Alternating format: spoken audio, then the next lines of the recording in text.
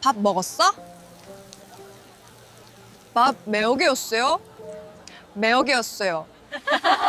Eo, Giheya, Bab Miedjioseo, Wanulwan John Bapasji. Alam mo ba, ang Bab Miedjioseo ay literal na kumain ka na ba?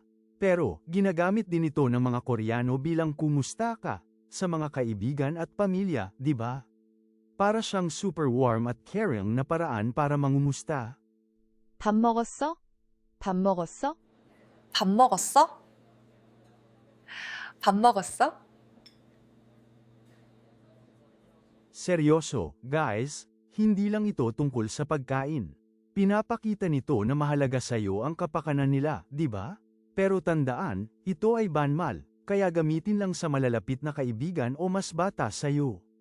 Huwag mong gamitin sa boss mo, baka mapag-alitan ka. 밥 먹었어? 밥 먹었어? Kaya next time na makita mo ang mga Korean friends mo, tanungin mo sila nito. I comment mo kung narinig mo na to sa K-drama. Annyeong!